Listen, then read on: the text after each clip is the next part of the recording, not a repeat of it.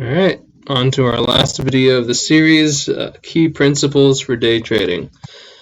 Got a rule book here, we'll talk through these. So most of these have come from trading since 2017. Some of them I've taken from other professional traders. A lot of it's from my own experience, but overall I think this is a really good kind of rule book of principles for day trading that I think everyone should try to follow if you can. So the first one is don't enter a trade unless you have a clear plan. Otherwise, you're likely to react emotionally and lose money. So some of my biggest losses have been when I've been on my phone, seeing some crazy price action happening, and I, jump into a trade kind of based on a gut decision.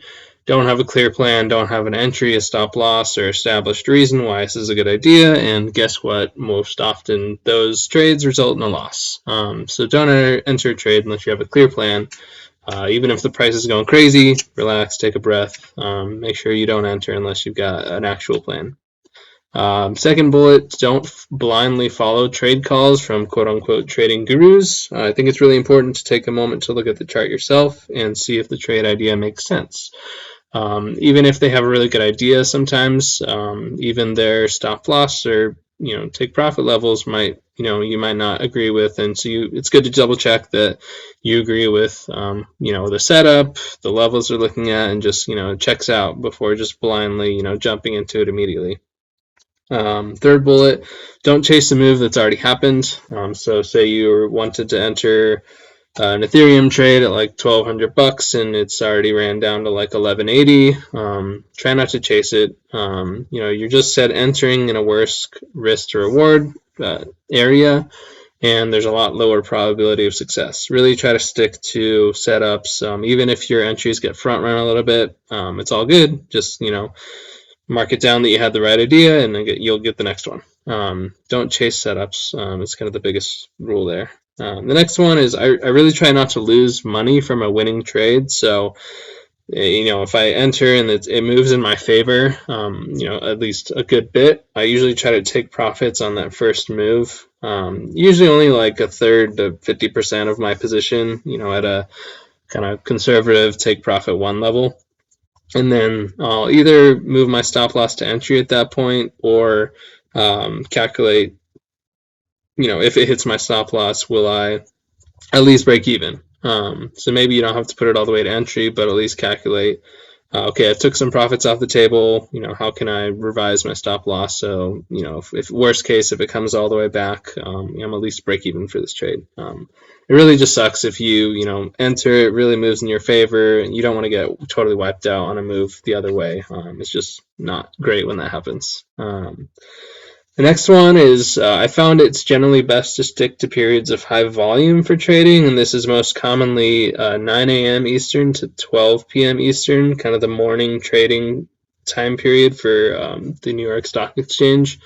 You can go all the way to 4 p.m., but I found that afternoon and evening trading is typically a lot more choppy. Generally, when there's less volume, the price action is more choppy than trendy. During those kind of 3 hours when markets are open during the week, price action typically trends a little bit more. And so you can catch positions a lot better and quicker than in the afternoons and weekends. So I typically just try to stick to the mornings during the weekdays, and I try to take weekends off just to give myself a mental break anyways. Next one is don't trade if you're preoccupied, if you're doing something else or not dialed in.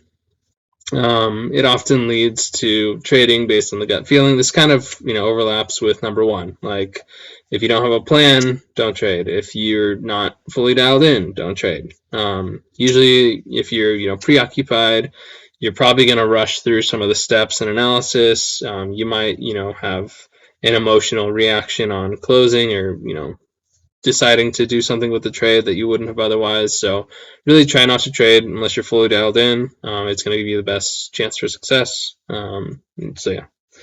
The next one, once you enter a trade, don't feel like you have to watch it all day. The nice thing with using the stop loss and take profit levels is you can enter a trade, set some price alerts on your computer, and kind of walk away. There's two ways to do this. I actually downloaded, it's literally called the Crypto app.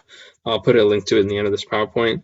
You can literally just pull up any coin, any crypto coin, put a price alert on any exchange, and just get a notification when you're in profit or if it hits your stop loss. The other way to do this, I'll show you guys real quick. If you go on Auroch, you can right click anywhere on the chart, and sorry, you can add an alert at any level, as long as you logged in and linked up your account. You could add alert at any level, and basically I think it's once a certain time frame crosses the level, it'll send you an email alert. So that's another way to do it if you don't want to download the app. But I think the crypto app's like $5 or $10, so it's definitely worth it. The next one, this is kind of a rule that I use personally. If I lose 5% of my portfolio, or if I have 2 bad trades back to back, I typically will take the next day off to mentally reset before I take the next trade. Revenge trading is a really common error, especially from people early on in trading. And basically what this is say that you have some bad losses, you feel like you want to get it back. You're kind of running on high energy, and this often leads you to try to force a trade. Maybe it's not the best setup, but you're like, I want to make my money back, or you'll over leverage, both of which are not setting you up for success. And so better thing to do is, if you've had a couple bad trades or a couple losses, and you notice that you're emotionally affected, just take a break. Just take a day off, go touch some grass, or go do something else. And also, if you're just generally irritated by something in general, probably don't trade. It's a good idea too. And kind of in that line, I also try not to enter more than 2 trades at a time. This is mostly just to make sure that I can stay fully dialed into what's going on. I don't want to have to keep tracking all kinds of different things, so I usually try not to enter more than 2 trades at a time. So really hope this video series is helpful for you guys. If you have questions, I'll try and do some answers if I can, but other than that, hope it's helpful, and I'll talk to you guys later. Oh, I did, before I want to hang up, give a little note. I've got some reference materials for everything in this PowerPoint so that you guys can find easily. And also, I do want to give a special thanks to some of the guys who taught me. These are all professional traders that I've found over the years. Bill GK and Crypto Amsterdam from Altcoin Traders. They're OGs since 2015, 2017. They've been doing this pretty much full time. A lot of good information from them I've learned. And then Phil Tangora from Beasts. He's a professional trader for 9 years, traditionally stocks, but has done crypto and everything too. It's helped me a lot with really dialing in my skill set and everything. And then Mark P. Markets on TradingView wasn't a direct mentor, but I watched his streams a lot last few years and learned a lot of things from him. And he's pretty straightforward about stuff, so I think he's worth mentioning too. So yeah, hope you guys enjoyed this, and I really appreciate it. Talk to you later.